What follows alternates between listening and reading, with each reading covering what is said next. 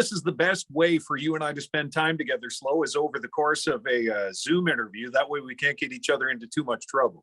This is true. There are limitations, but I still imagine us getting into trouble. Well, we got 10 minutes. Let's see how it goes. How you doing? Steven Lee Olsen, thanks for doing this. Oh my God, man. Definitely was looking forward to this interview. We have a lot of them today, but this one I was especially excited for. I'm actually in Barrie right now, and I don't know if it snowed there this morning, but I woke up and just big chunky snow coming down, and it warmed my heart. So, and I follow you on socials, of course, and I've gotten to know you fairly well over the years. You're in Barrie right now. Your family's in Nashville, and you've got a wife and a young son. And I know it's ripping the guts out of you, even though you're away on business, to be away from the family this long. How are you making out? I'm not, man. It's tough. I'm not going to lie. I knew it was going to be hard. This is definitely the longest I've ever been away from them, him for sure, since he's been born.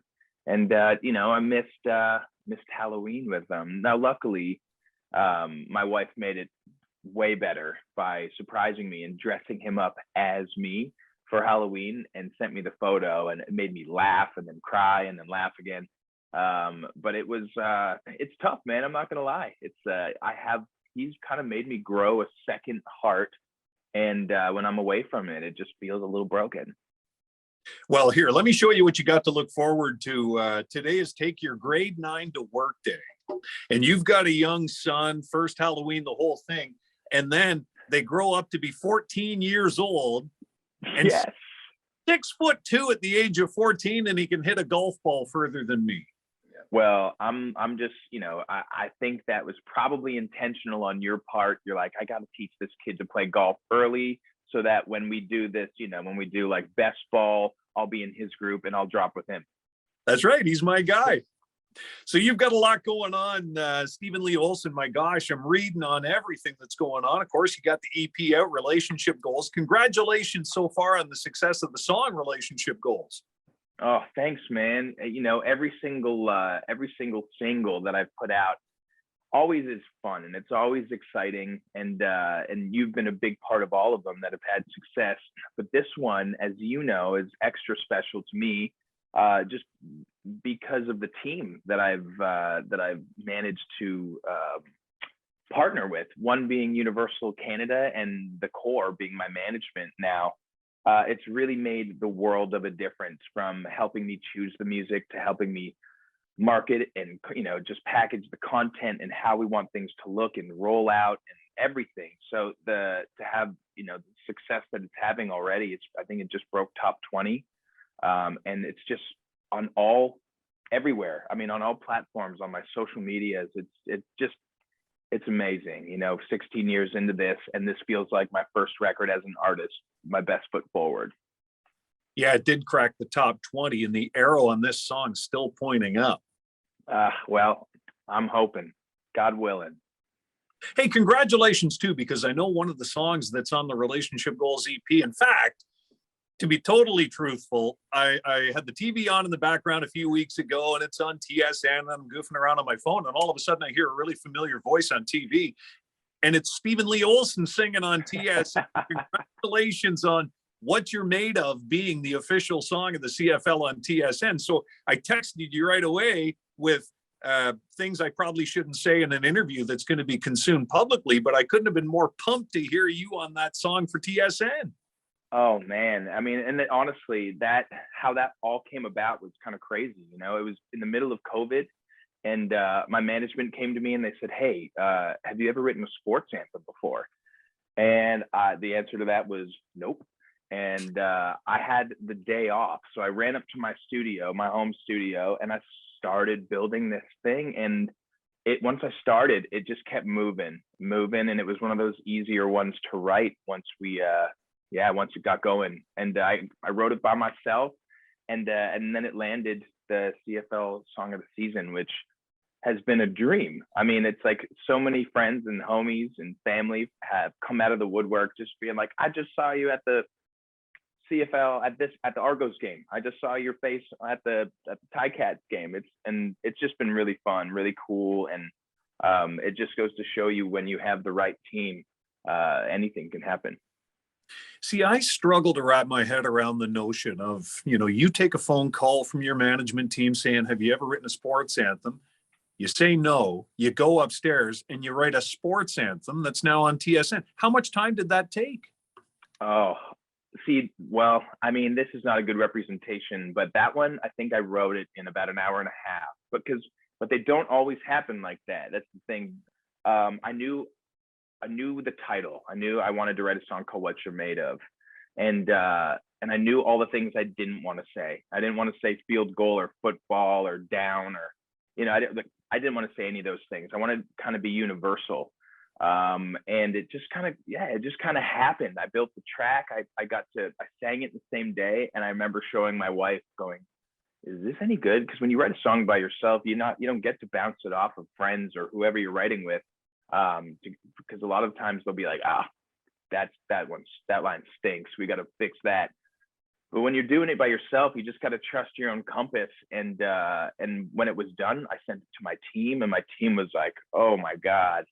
And then it just kind of took off from there, man. I'm very, very lucky. And I'm just happy that I was in the right place at the right time. And I had that title.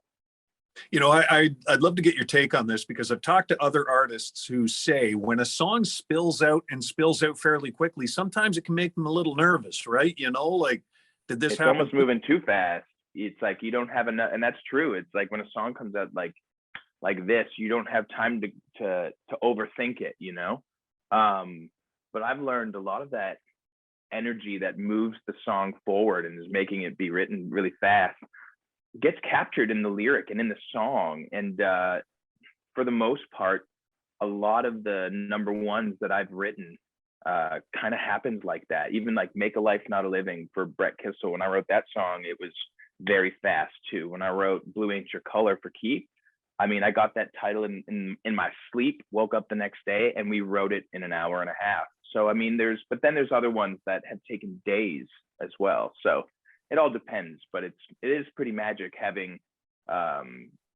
just making something from nothing. It's the magic of it. Sure is. Now, I'd mentioned the Relationship Goals EP that came out at the end of July. 3 more songs came out Friday, August 29th. There's a new 3-pack we've got. Is it all ultimately a part of the same package now? You've got the 5 songs on Relationship Goals and these new 3. Did they do this? Yes, absolutely. They live in the same house.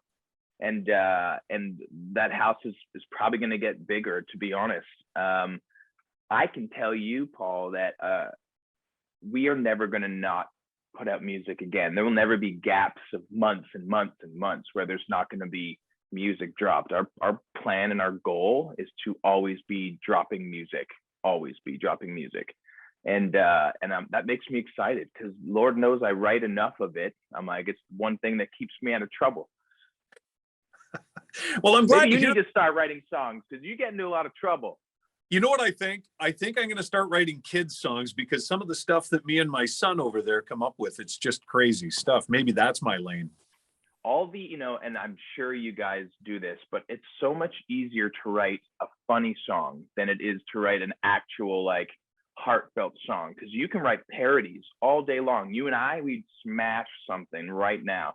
And but it's like that's why I always say this. Like, when we write a song like Make a Life Not a Living or whatever, Drop for a Dallas Smith, there are dirty versions of those songs living somewhere on someone's phone. And at your Hall of Fame party or something, they'll all come out. Oh God, it's definitely going to come back and haunt me. And Lord knows what my mom would think if she heard any of them. She'd be proud. Now, you said that there's going to be this constant wave of music, and reading about everything you've got going on right now, it feels like there's a constant wave of music, including, as we get closer to Christmas, a couple new Christmas tunes as well. Yeah, man, Christmas. I mean, I'm a Christmas guy, having Lincoln now has just amplified that like times 1,000,000. So this is the first time I've actually ever recorded any Christmas music, and I got to write one of them with Brandon Day, my producer, and Kelly Archer, a fellow Canadian, and she writes, and she's an insane writer herself.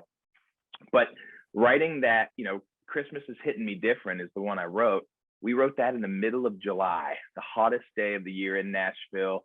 And that was an experience on its own. A lot of people don't realize that most of these Christmas songs are not only written, but recorded in the middle of summer, which honestly is a good excuse to wear Christmas stuff in the middle of summer.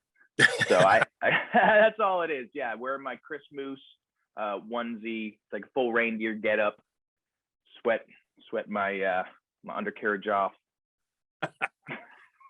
So are they out now, the Christmas songs? People can find those wherever they consume music?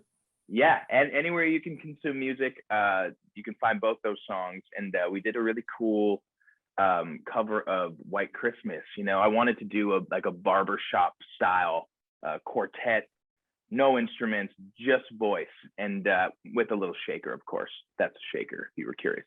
It was just so much fun. The goal is to put out Christmas songs every year and then make that a record, in a few years, have enough for that, and then maybe do a little tour of that in the reindeer undercarriage suit.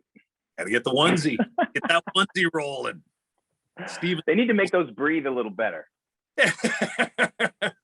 Listen, I appreciate the time. It's always great to catch up, and it's so great to have the Steven Lee Olsen train flying down the tracks, releasing music all the time. Relationship Goals is screaming up the chart, and I know you always have a hip pocket full of more awesome songs on the way. And the Relationship EPs out there, the 3-song set that came out last Friday is available as well. What's coming up in 2022 that you can tell us about? Oh, I can tell you in 2022, there's going to be a lot more music that we're going to release. That train is never going to slow down again, no pun intended. But our focus is on live. We want to get out and perform these songs like this. I feel this is the best music I've ever put out as an artist. And we need to see that come alive on stage. I can see it in my head. I want to reach the fans. I want to meet them. I want to party with them. I want to be the host of their party, and I just can't wait to do that. I'm super happy for you, and I can't wait to be one of the people in the crowd when you do get out there on that live stage. I'm sure you're going to be up on stage with me, man. I got a cowbell for you. It's got your name on it. It's called the Ferg. I knew it. I knew someday I'd pull this off. I'm going to be. Right. You took the long way around, man, but I'm going to get you up on stage. I can get you set up with a nice butt. Oh, that's a deal. We've got a binded contract here now. That's right. I feel like I'm going to owe people their ticket money back by the time I'm done. Oh, their money back. Hey, where do people find you on socials, man? Yeah, absolutely. Find me on. I'm mostly on Instagram, Steven Lee Olsen, but I've recently jumped on TikTok and have had a lot of fun with that. But I'm on all of them, so hit me up, and I might just hit you back. You've got so much going on, and I still feel the best is yet to come, and that is scary to think. Brother, you've been such a great supporter of mine, and you've been my phone a friend a few times on some advice, and you're just a stand-up dude, and always an interview I'm looking forward to, brother. I appreciate that, and the idea of me being anyone's phone a friend for advice. I think my son's he's shaking his head over there. He can't believe it. He's 40. That's how it goes. Who takes my advice? That's exactly how it goes. Yeah, I see you differently than he sees you, but your kid also at some point will start seeing you as a human and go, wow, you actually changed my diapers. Like, you did all of those nasty ass things for me. So, and one day he might have to change your diaper, and that day might be coming soon. And I'm going to point and laugh when it does. Just point down. Be like, hey, it's time. Use that. I'll let you take the cowbell home. You just hit the cowbell when it's time for a change. The next 40 years, all in this interview. I'm gonna send you a cowbell for Christmas, and you and I will know what that means. See, we did get ourselves in trouble. Holy smokes! Saved it to the end. I appreciate your time. The best to you and your family. Say hi to Shannon for me, and stay well. I'll see you soon. Thanks, brother. Love you, dog.